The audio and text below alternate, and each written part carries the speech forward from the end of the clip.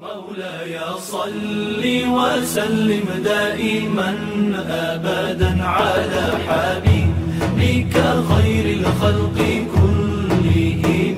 مولاي صل وسلم دائما أبدا على بسم الله الرحمن الرحيم.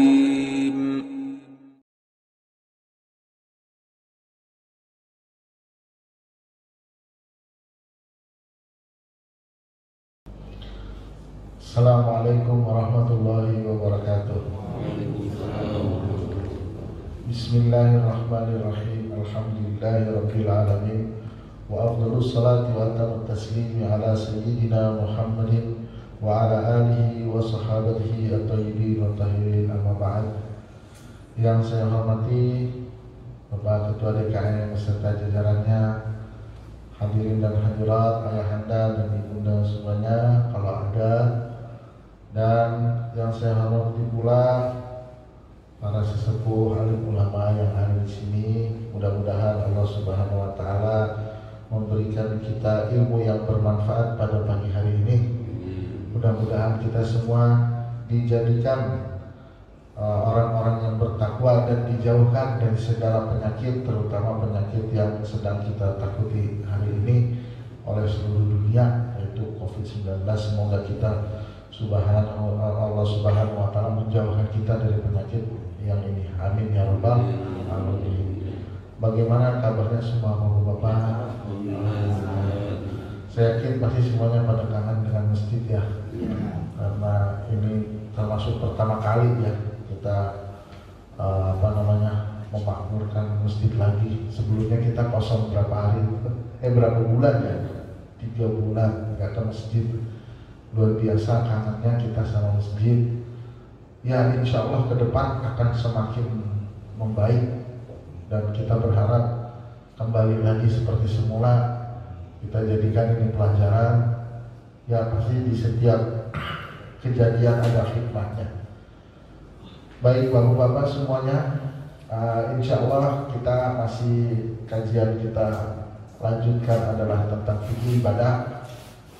Kalau kita nengok 3 bulan yang lalu ya, sebelum COVID-19 menyebar di Indonesia, kita pembahasan tentang almiyah. Almiyah itu artinya adalah air, kan? Jadi air di sini kenapa kita bahas?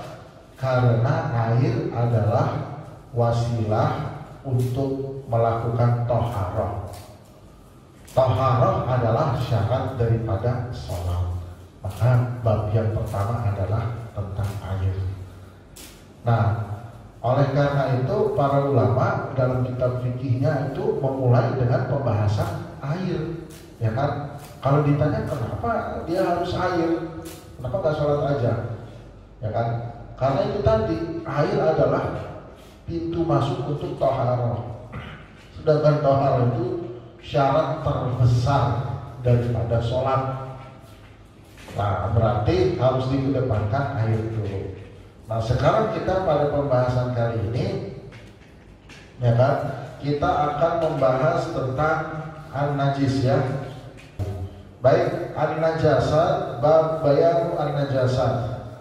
An-najasat itu diddut taharah. Yang namanya najis itu adalah lawan daripada taharah secara bahasa ya. Jadi taharah itu kan suci, nadzafah. Najasah kebalikan daripada nadzafah. Dan dia ada 2 ya. Ada yang hakikiyah, ada yang ainiyah. Nah, jadi ada yang najisnya itu, ada yang najisnya hakikiyah, ya kan? Memang dia najisnya secara hakiki, memang benda itu najis. Ada juga yang dia najisnya ainiyah.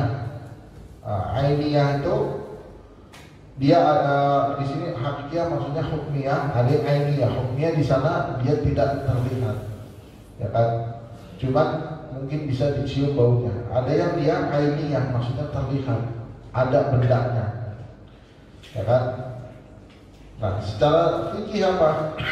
Kullu mustaqdarin yamna'u min sihhatis shalah kadam wal baul wahiyala tatmuru bihalin minal ahwal. Ya bapak-bapak, jadi kalau secara bahasa yang namanya najis itu adalah kullu mustaqdharin, ya kan? Setiap segala sesuatu yang kotor itu dinamakan najis secara bahasa, ya kan? Kalau secara istilah dia lebih menyempit lagi. Mustaqdharnya secara syar'i, benda itu dibilang kotor, dibilang menjijikan, tapi dari segi syariat. Kalau secara bahasa, pokoknya semua benda yang kotor itu dia adalah najis, baik syariat menganggapnya kotor atau enggak. Misalnya ludah, ya, ludah itu kira-kira kotor atau bersih? Kotor, berarti najis enggak? Najis secara bahasa, mustaqdzar, orang jijik, ya kan? Ya kan, itu najis secara bahasa. Tapi secara syariat, ludah itu bukan najis. Makanya orang yang meludah, misalkan itu dalam sholat dia bikin ludah di bajunya, kira-kira sholatnya batal kan? Ya, syariat nggak menjadikan ludah sebagai benda yang najis. Ada kalanya secara bahasa dia najis, secara syariat dia tidak najis. Ada kalanya juga secara syariat dia najis, secara bahasa dia juga najis. Seperti apa? Misalnya seperti air air kencing, ya, misalnya itu secara bahasa ya itu najis, begitu pula secara syariat. Jadi ada kalanya dua hal itu bersatu. Nah, jadi kalau yang dalam syariat itu yang namanya najis itu harus ada dalil syar'inya, harus ada hal yang menunjukkan kalau dia itu najis. Makanya pada hakikatnya kita ini nggak bisa mengetahui mana yang najis, mana yang buruk, mana yang baik kecuali dengan turunnya syariat. Itulah mazhab Ahlus Sunnah wal Jamaah, bahwasanya tanpa syariat kita tidak bisa mengetahui hukum Allah. Sedangkan mazhab Mu'tazilah mengatakan dengan akal kita bisa mengetahui hukum Allah. Itu beda kita dengan Mu'tazilah.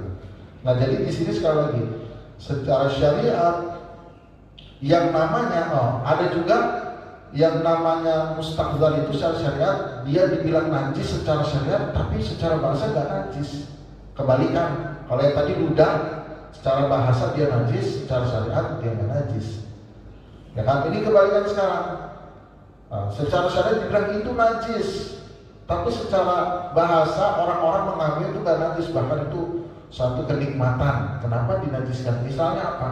Misalnya khamr, minum anggur, ya kan, atau wine, atau apalah sejenisnya, ya kan, orang-orang bagus nih, gitu kan. Kenapa dibilang ini nggak najis, tapi syariat menganggapnya najis. Nah, makanya kalau kita tunduknya kepada syariat itu tidak ada yang relatif lagi, ya kan. Jadi ketika misalnya syariat bilang itu najis, ketika syariat itu bilang jelek, ketika syariat bilang itu salah, nggak ada yang relatif lagi, gitu kan. Kalau misalnya kalau berzina atau misalkan pergaulan bebas, seks bebas, bagus nggak? Mungkin sebagian orang mengatakan di wilayah sana nggak apa-apa, oke-oke aja, asal suka. Di wilayah sini mengatakan enggak, itu jelek. Di wilayah sini mengatakan oke aja, di wilayah sini dengan syarat. Jadi relatif. Begitu syariat datang nggak ada yang relatif lagi. Syariat bilang jelek, syariat bilang baik, syariat bilang salah, syariat bilang benar. Mau dimanapun kita berada, mau kapanpun waktunya, tidak ada lagi relativitas. Satu, zina, pergaulan bebas, seks bebas, mau di Amerika, mau di Jepang, mau di Australia, mau di Indonesia, mau di mana pun jelek. Syariat udah bilang jelek. Jadi jelas. Nah, makanya orang yang Islam itu the way of life, jalan hidup, karena jelas, nggak tergantung ininya. Walaupun ada beberapa hukum syariat yang menerima perubahan. Jadi hukum syariat ada yang dia tetap tidak berubah, tidak boleh. Bahkan kalau berubah atau dirubah, orang yang merubahnya murtad. Misalnya sholat 5 waktu wajib, tidak boleh dirubah dimanapun berada. Zina haram, riba haram, terus apalagi haji wajib bagi yang mampu, kemudian zakat wajib bagi yang mampu, tidak boleh dirubah. Ada perkara yang memang dia menerima perubahan. Ya misalnya apa? Misalnya ada hukum misalnya bagaimana berobat dengan misalkan benda-benda narkoba, boleh nggak? Kadang-kadang dia hukumnya haram, kadang-kadang dia di hal darurat boleh. Jadi ada yang sifatnya fleksibel, sebagian hukum syariat.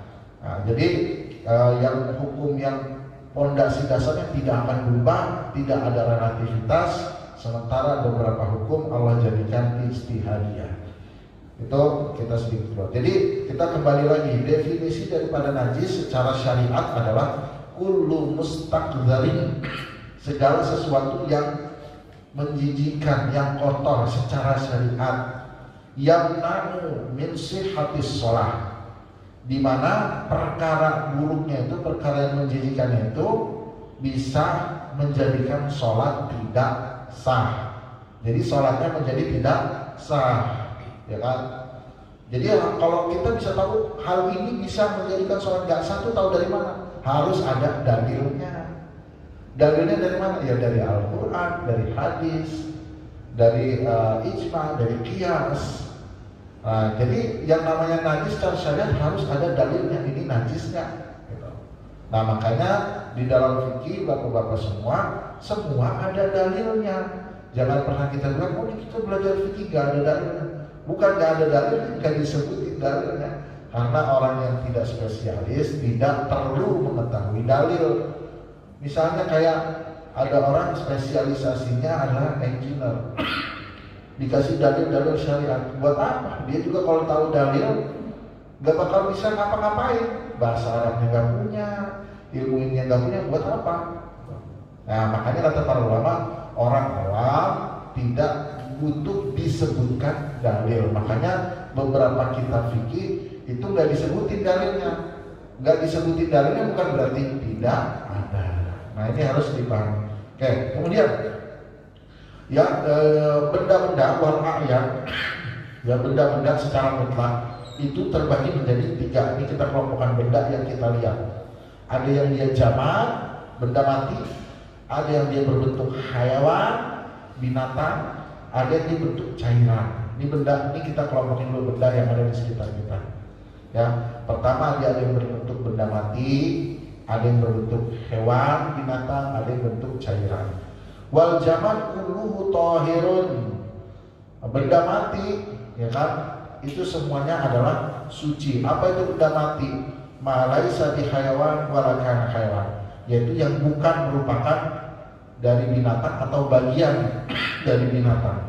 Wala kharaja min hayawan, dan bukan yang keluar dari hewan. Jadi jangan kita bilang kotoran hewan kan benda mati. Oh bukan, yang dimaksud benda mati di sini yang bukan hewan, bukan bagian dari hewan, atau terputus dari hewan, atau yang keluar dari hewan, ya kan? Itu dia tidak terhitung jamak benda mati.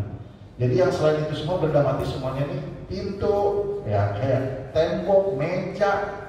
Nah itu nggak ada yang pada dasarnya nggak ada yang najis, semuanya suci, ya kan? Amal hayawan wasrawail, adapun binatang dan cairan sebagai faba'duha najisun, sebagiannya najis, wa aktsaruha thahir, dan kebanyakannya itu suci. Jadi sekarang kita akan membicarakan pada hewan apa saja yang dianggap najis, cairan apa saja yang dianggap najis. Sedangkan benda mati semisal itu AC, kipas angin, nggak ada yang dia najis hukum dasarnya. Berarti kalau kita menyebutkan apa itu najis, pasti kaitannya kalau nggak dengan hewan, kalau nggak dengan cairan. Nah di sini apa saja? Yang pertama baulul insan wa qaituhu wa baulul hayawani wa farfu. Jadi air kencing manusia dan kotorannya, begitu juga kencing hewan dan kotorannya, semuanya najis, ya. Al-baulu najisun, kencing itu secara mutlak najis. Kenapa? Karena ada orang Arab dulu, orang Arab Badui ya, Ya Bapak, orang Arab itu zaman Nabi kebagi dua, ada Badui, ada Hador. Kalau Hador itu hidupnya di Madinah, yang hidupnya di kota-kota. Yang Badui itu yang keliling, dia nomaden lah hidupnya. Itu sifatnya keras, munafik, ya kan? Sifat munafiknya luar biasa, suka ngerampok gimana kan, itu Arab Badui. Nah Arab Badui itu orangnya sembrono. Ya kan, pada suatu hari masuk ke masjid Madinah. Faqala, terus pas di masjid Madinah dia pergi ke tiang masjid Madinah, di sana ada Rasulullah, kencing di sana. Nah, kita bayangin zaman sekarang ada orang asing ya kan masuk ke masjid ini kencing di situ, kira-kira bapak-bapak gimana? Paling besoknya udah ada masuk berita di koran, ada orang meninggal dipukulin. Jadi Rasulullah bilang, dauhu, biarin. Kenapa Rasulullah biarin? Karena Rasulullah tahu ini orang dia nggak punya adab, dia nggak tahu kalau adabnya itu gimana, ya kan? Sementara dia lagi asik buang air kecil gitu, ya kan? Dia nggak punya ilmunya, yaitu orang Badui emang begitu, gitu kan? Ya kata Rasulullah sabar dulu. Apa kata Rasulullah setelah itu? Subbu alaihi dzanuban min ma. Kata Rasulullah setelah selesai itu kencingan siram dengan air. Subuh siramlah dengan air dari ember. Air darulan ditadhir mahalin najasah. Perintah Rasul ini subuh siramlah dengan air. Perintah Rasulullah ini menunjukkan untuk membersihkan tempat tadi. Artinya apa? Tempat tadi menjadi najis karena kencing. Nah para ulama bilang kalau kencing aja itu disuruh dibersihkan oleh Rasulullah dan itu menunjukkan najis, apalagi kotoran manusia. Lebih parah lagi. Oh, berarti kata para ahli fikih, maka kotoran manusia itu juga termasuk najis. Nah, begini para ahli fikih berpikir, ini ada orang Badui kencing di tiang masjid, oleh Rasulullah langsung perintahin bersihin, siram dengan air. Ya kan, indikasinya kalau Rasulullah itu suruh bersihin dengan air, ya kan, disiramnya dengan air, berarti itu menunjukkan najis nggak? Menunjukkan najis. Ini yang menunjukkan najis berarti kencing. Kalau kencing aja menunjukkan najis, para fuqaha berpikir apalagi kotoran manusia, lebih lagi najis. Maka diambillah kesimpulan kencing dan kotoran manusia itu termasuk najis. Jadilah hukum fikih. Nah, berarti ada dalilnya kan? Ada. Para ahli fikih udah mencari dalilnya capek-capek. Datang orang yang baru belajar agama Islam, ini mana dalilnya? Wah, kacau. Ya kan? Baca Qurannya nggak bisa, kan? Bahasa Arabnya nggak bisa. Terus bilang, mendingan kita ikut Rasulullah aja deh, jangan ikut ini Imam Azhar. Emang Imam Azhar ikutin siapa? Emang Imam Azhar ikutin Ahmad Musaddiq? Bukan, ikutin Nabi Muhammad Sallallahu Alaihi Wasallam. Jadi siapa yang mau mengikuti Nabi Muhammad, sedangkan kita nggak punya kapasitas untuk menggali hukum, maka ikutilah para imam bukan masjid Pak, bukan imam masjid. Imam masjid belum tentu. Imam mazhab. Imam mazhab kan ada 4 ya. Siapa aja? Pertama Imam Abu Hanifah, Imam Malik, Imam Syafi'i, sama Imam Ahmad bin Hanbal. Nah, itu ya Bapak-bapak. Jadi di sini diambil kesimpulan bahwasannya kencing dan kotoran manusia, begitu juga hewan. Nah, di sini pakai namanya mafhum lagi, mafhum muwafaqah. Mafhum muwafaqah itu begini Pak. Misalnya nih, di dalam ayat Al-Quran dibilang, fala taqul lahum uffin, janganlah kamu berkata sama orang tua. Jadi berkata itu dilarang, benar nggak Bapak? Ya kan? Mukul boleh nggak? Mukul orang tua boleh nggak? Ya kan yang dilarang ayat kan? Iya, ada. Mukul boleh nggak? Nah, ya kan? Di sini ada namanya mafhum muwafaqah. Kalau mukul aja, kenapa kita dilarang berkata itu kenapa? Karena menyakiti perasaan orang tua. Kalau mukul lebih nyakitin nggak? Lebih nyakitin, berarti mukul lebih nggak boleh lagi. Jangan dibilang, kan yang bilang doang, berarti pukul boleh dong. Yang enggak begitu. Ini ada mafhum muwafaqah gitu kan. Nah, di sini dalam kasus ini manusia aja yang dimuliakan Allah, kencing dan kotorannya itu najis, apalagi binatang. Lebih lagi kotor, maka dia berkesimpulan juga kencing dan kotoran binatang itu hukumnya najis. Ya kan, manusia jelas dalam Al-Quran disebutkan walaqad karramna bani Adam. Sungguh kami muliakan bani Adam, anak cucu Adam. Yang dimuliakan Allah aja kencing sama kotornya najis, apalagi binatang. Maka di sini dia kesimpulan begitu. Kemudian amal mani, yang ini pentingnya, adapun air mani faminal adami thahir. Ya, adapun air mani ya Bapak itu hukumnya suci. Ya, li'annahu aslu khilqatil insanil mukarram, karena manusia itu diciptakan dari air mani, maka air mani itu dihukumi suci. Ya kan? Kalau air mani dihukumi najis, berarti kita terbentuk dari najis dong. Ya, enggak juga.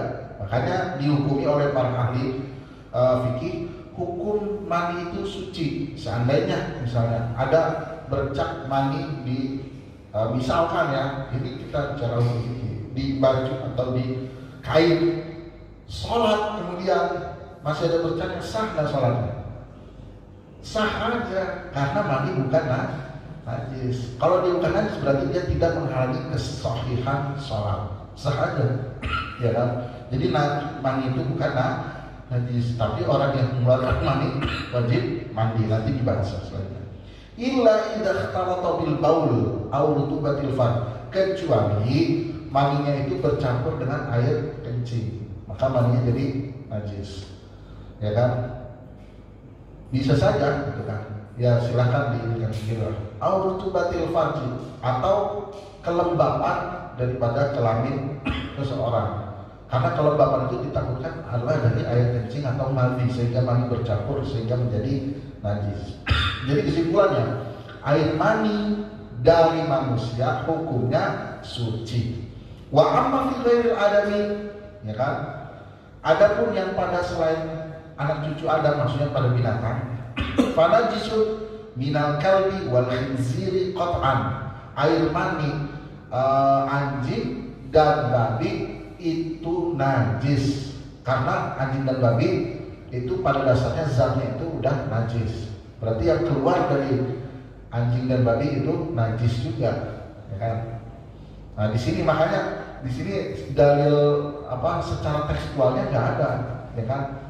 Tapi di sini dalil dari logika, dari kias, ya kan? Anjing dan babi jelas haram, najis, ya kan? Sekarang air maninya najis nggak? Karena anjing dan babi ini najis, kita megang aja harus cuci. Berarti yang keluar darinya juga najis, termasuk air maninya. Jadi air mani anjing dan babi juga dia termasuknya ke dalam najis. Adapun yang selain anjing dan babi, air maninya thahir, suci, menurut pendapat yang paling sahih. Jadi air mani selain babi dan anjing itu suci ya Bapak. Oke, kemudian wa yulhaqu bil bauli al-qayy. Ya kan, tadi kita bilang bahwasannya air kencing itu najis. Begitu juga muntahan kita. Ya, jadi disamakan nih muntahan dengan air kencing. Jadi muntah kita itu terhitungnya najis. Wa huwal kharij minal ma'idati ilal fam wa in lam yataghayyar. Jadi muntah itu yang keluar dari perut ke mulut walaupun tidak berubah. Misalnya nih kita makan mangga, kita mau dengan betul gitu kan, muntah blok masih utuh, belum berubah. Nah itu najis nggak tuh? Najis juga. Ya ini dari pandangan fikih ya. Misal kita bilang kenapa najis, kan dia nggak para ahli fikih memang dia ini kenapa bilang najis? Karena kalau masuk dalam perut kita nggak tahu dalam perut dia bercampur sama darah nggak. Ya kan? Kalau bercampur sama darah nggak pasti. Nah mungkin secara medis dia bilang dia belum campur dengan darah, tetapi kita tetap mengikuti arahan daripada ahli fikih, bukan daripada ahli medis. Li'annahu minal fadlatil mustahilat kal baul. Oke. Amma ma yarju min asal wa asal hal fa innahu tahir. Nah, Jadi kalau muntahnya itu udah masuk ke dalam perut, kita udah makan gitu kan, masuk ke dalam perut, muntah, itu najis. Tapi kalau masih di tenggorokan atau masih di dada, kita udah dalam kalau sampai sini, kita muntah di perut, itu belum najis, ya kan? Kenapa? Ya karena para ahli fikih dahulu memandangnya kalau udah nyampe perut dia akan bercampur dengan banyak hal, kotoran, maka yang tertelan ke dalam perut juga kotoran. Itu kan dia menyentuh kotoran berarti najis. Kalau nyampe tenggorokan, di tenggorokan belum tercampur apa-apa. Maka kalau baru sampai sini, misalnya kita makan mangga baru melalui sini terus kita muntahnya, nah itu belum najis. Baru sampai tenggorokan atau dada. Kemudian wa yulhaqu bil bauli fi najasati al-madhyu, disamakan dengan kencing dalam hal najisnya al-madhyu, yaitu mazi. Mazi itu apa? Yaitu cairan putih raqiq lembut yakhruju inda taharruki syahwat atau tadakkul jima, yang dia itu keluar ketika syahwatnya lagi kuat atau dia lagi berpikir tentang jima. Nah di sini mazi itu berarti kan ada tadi mani, madhi dan wadi. Kalau mani itu jelas ya, kalau mazi itu yang ketika syahwat kita sudah naik dia keluar tetapi dengan tanpa lazah, kelezatan, itu mazi. Ada lagi namanya wadi, karena capek, biasanya orang capek keluar cairan dari kelaminnya karena capek, itu juga najis. Yang nggak najis cuma mani. Dalilnya apa? Kalau mazi itu dia adalah najis, dalilnya dulu diriwayatkan dari sahabat Ali radhiyallahu anhu bahwasanya dulu sahabat Ali itu orangnya madzaman, suka keluar mazi, dan Sayyidina Ali malu mau nanya Rasulullah, ya kan, waktu masih muda suka keluar mazi, mau nanya Rasulullah malu gitu, tanyain sama yang lain, nitip temannya gitu, gimana hukumnya? Kata Rasulullah nggak ada wudu, cukup bersihkan saja. Nah, jadi disinilah diambil kesimpulan oleh ulama bahwasanya cukup dibersihkan itu menunjukkan mazi itu najis. Nah, oke. Disinilah bapak-bapak bahwasanya air kencing manusia, kemudian kotoran manusia, begitu juga dengan hewan, begitu juga dengan muntah yang udah masuk ke dalam perut, dan mazi itu semuanya najis. Kemudian kita ke poin kedua, ada musail. Ada musail ini adalah darah yang mengalir, baik daripada al-insan atau minal khayal. Pokoknya kalau darahnya mengalir, ya kan kita insert darahnya mengalir kan najis. Baik itu dari manusia atau dari hewan. Dan kita ngomong hewan darahnya mengalir, nah itu dia najis. Oke? Dalilnya apa? Dalilnya adalah audaman masfuhan, atau diharamkan atas kalian darah yang mengalir, atau lahma khinzirin, daging babi, fa'innahu rijsun, karena sesungguhnya itu adalah rijsun, najis. Wali anak dan kalbauli yahmilul jarathim wa fadalatul jismu fihil amrad. Wa amman damul qalil ghairul masuf fa'innahu najisun walakin yu'fa'anhu. Ya, Bapak-bapak, kenapa hikmahnya darah itu diharamkan? Karena darah dan kencing itu pada hakikatnya dia membawa bakteri-bakteri dan sisa daripada tubuh kita. Ini hikmah ya, ini hanya hikmah. Jadi bukan alasan kenapa kita diharamkan dinajiskan darah atau kencing. Ya.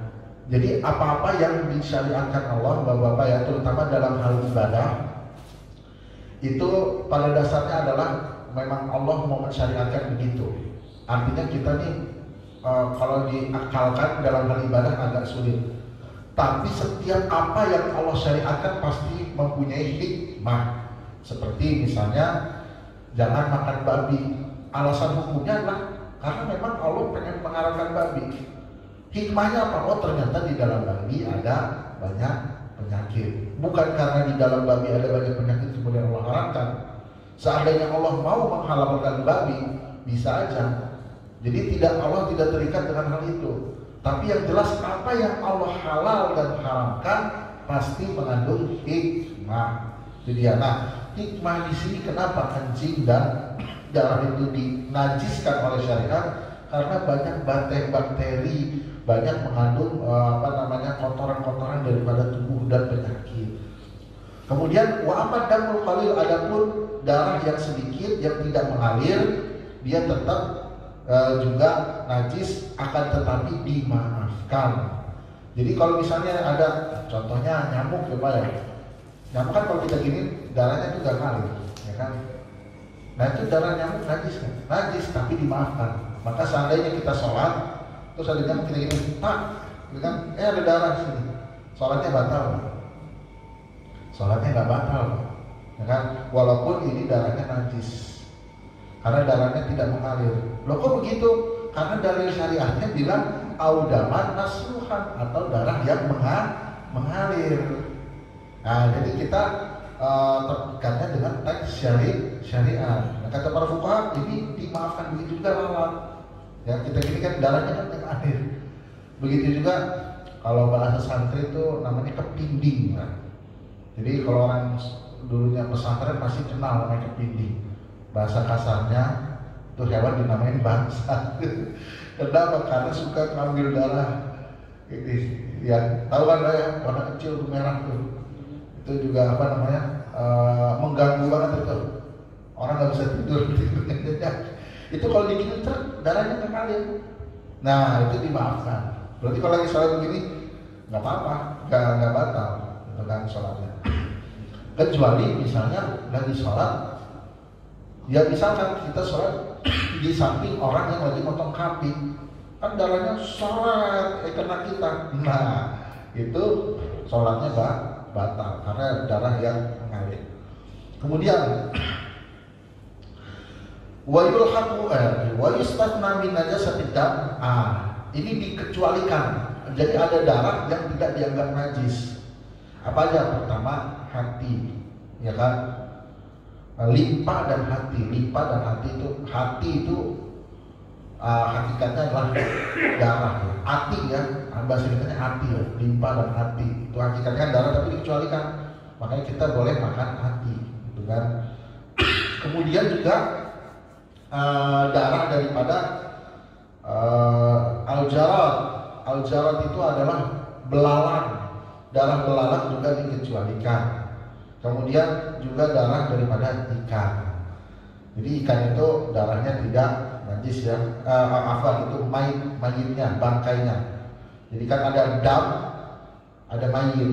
Darah yang dimaafkan, yang dianggapnya tidak najis, yaitu darah daripada kabid rotihal, limpa dan hati. Kemudian bangkai yang dimaafkan dia tidak najis adalah bangkai daripada belalang dan bangkai daripada ikan. Jadi tidak najis. Jadi ikan makanya boleh disetrum, gimana ikannya boleh kacung mati semua, ya boleh aja. Cuman kurang ini ya dalam hal adab mungkin kurangnya. Tapi yang jelas ikan itu bangkainya boleh dimakan. Kemudian wayul haku bidami fin najasa al-qaihu ya wal quruh, ya kan? Begitu juga disamakan dengan darah itu dalam hal kenajisan. Nanah itu juga termasuk, begitu juga dengan luka. Nah itu yang berkaitan dengan darah yang mengalir. Sekarang ketiga berkaitan dengan maitah. Maitah di sini adalah bangkai. Di sini kaidah ya, kullu maitatin najisah. Setiap yang mayit itu, bangkai itu najis, semuanya najis. Setiap yang mayit atau bangkai itu najis. Nah bangkai itu apa sih kriterianya dalam syariat? Kan tadi kita bilang, pokoknya setiap yang bangkai najis. Bangkai itu apa? Bangkai itu kullu hayawanin mata bi ghairi zakatin syar'iyyatin sawan akana tahiratan ahaya wa yukalama amla. Jadi yang namanya bangkai itu adalah segala hewan yang dia mati bukan karena sembelihan secara syar'i, itu dinamakan bangkai. Sekarang kalau hewan yang mati disetrum itu bangkai bukan? Nah, kan sekarang ada tuh, ya kan? Ya itu kan. Di pabrik-pabrik kan kita lihat aja itu, misalnya pabrik sosis. Oh ini sapi nih, kan mending kalau sapi, kalau babi masih bisa ya. Sapi terus pakai setrum, meninggal, mati, Nah, itu kira-kira bangkai bukan tuh? Nah, bangkai. Karena di sini mati bukan dasar sembelihan syariat. Makanya Bapak, kalau kita yang makanan-makanan sebenarnya sih memang banyak yang syubhat. Kita nggak tahu prosesnya bagaimana. Makanya ada sebagian kiai yang dia hidupnya nggak mau makan kecuali dari sawahnya. Itu ada di Banten namanya Kiai Munfasir. Dia nggak mau makan makanan dari pasar, bukannya makan. Dia pengen tahu apa yang masuk ke dalam perutnya, itu pengen tahu benernya halal. Kayak misalnya di pasar, kan hewan dipajang, kan udah meninggal, oke lah taruh ininya kebelet. Tapi bener di sebelahnya begitu benernya, siapa yang tahu, kan? Nah, jadi ada nih Kiai Munfasir namanya di Padalincak sana Serang. Dia nggak mau makan kecuali dari sawahnya. Begitu juga dulu almarhum Kiai Haji Abu Yadimiyati. Pokoknya dari sawahnya. Akhirnya dia makan tuh hasil dia petik. Wah, kalau ini orang kayak gini doanya makbul. Jadi salah satu doa makbul itu makanan halal. Ada dalam hadis Nabi Muhammad SAW bahwasanya ada orang berdoa, ya Allah berikan ini kata Rasulullah, bajunya haram, makanannya haram, ya kan? Terus tempat tinggalnya haram. Fa'anna yustajabu lahu kata Rasulullah. Bagaimana doanya mau dikabuli? Jadi ini baju yang kita pakai, makanan kita makan, terus tempat tinggal kita tinggalin. Kalau itu statusnya nggak benar, itu berpengaruh sama doa. Jadi mungkin aja doa kita diundur-undur terus, jangan-jangan nih, ya kan? Kita koreksi lagi, ya kan? Maka dari itu seberapa banyak orang yang beribadah tapi tidak berubah akhlaknya, pengaruh juga dari sana, gitu kan? Orang pergi haji 10 kali, tapi dari hasil korupsi nggak bakalan jadi makmur, walaupun secara fikih hajinya mungkin bisa secara terlihat zuhir kayaknya sah. Gitu. Nah disinilah, makanya sebagian ulama nggak mau, dia sangat berhati-hati, gitu kan? Nah sekarang kita sebagai orang awam gimana? Apakah harus begitu semua? Nah kita nggak perlu. Cukup ada satu indikasi yang menunjukkan kalau dia telah disembelih secara syariat atau dia memang halal. Misalnya Pak, kalau di Indonesia ada stempel dari MUI, makanya stempel halal itu juga penting. Jangan sampai nggak usah ada label-label halal, misalnya itu hanya bisnis MUI. Terus kita mau tahu halal itu dari mana, gitu kan? Ini barang datang dari Eropa, ya kan? Ini barang datang dari negeri non-Muslim. Terus kita mau tahu dia halal itu dari mana? Kalau MUI nggak boleh ngasih stempel, kecuali misalnya pemerintah langsung mengadakan penelitian khusus dari pemerintah. MUI nggak ada sangkut pautnya, langsung pemerintah kasih ini yang halal, atau pemerintah kasih jaminan semua makanan yang masuk ke Indonesia semuanya halal. Oke, baru nggak perlu kita label halal. Ya tapi kalau misalnya nggak ada jaminan dari pemerintah, ya kita makan dari Brasil, ya kita makan dari Jepang, dari Swiss, dari Jerman, dari Cina, terus kita tahu halalnya dari mana, gitu kan? Sementara kita umat Islam nggak sembarangan makan, gitu kan? Makanya tidak benar juga kalau dibilang tidak usah ada label halal, karena itu dibilang produk bisnis MUI biar dia dapat proyek. Ya kalaupun proyek ya nggak apa-apa, proyek bagus buat umat Islam, gitu kan? Karena kita nggak bisa juga. Nah jadi seperti itu ya Bapak-Bapak. Inilah pentingnya kita untuk memakan makanan yang memang benar halal indikasinya. Jadi kalau kita ke mall-mall atau swalayan besar, kita lihat dulu ini benar nggak nih, gitu kan? Saya pernah mau beli coklat, gitu kan, dari Swiss. Saya lihat bolak-balik, nggak ada. Saya lihat komposisinya. Dan saya lihat komposisinya ada tulisan apa itu. Saya pulang diri, saya googling. Oh ternyata minyak babi. Untung aja itu saya beli, gitu kan. Nah jadi repot juga memang. Gitu. Ini coklat dari sana, dari Eropa, gitu kan. Nah makanya begitu juga dengan saudara kita yang pulang dari sana, misalnya dari negara-negara Eropa, dikasih coklat keju, kita juga harus hati-hati. Ya memang umat Islam begitu. Makanya umat Islam itu bukan sembarangan makan. Umat Islam itu bukan umat yang sembarangan. apa aja makan. Kalau ada satu bangsa di mana semua dimakan kecuali semua yang kaki 4 dimakan kecuali meja. Ada, ya kan? Semua yang kaki 4 dimakan kecuali meja. Wah, kenapa? Kalau Islam nggak begitu, terdidik, bahwa di sana terdidik. Nah, jadi seperti itu ya. Ini kita bicara bangkai. Jadi bangkai itu adalah segala sesuatu, segala hewan yang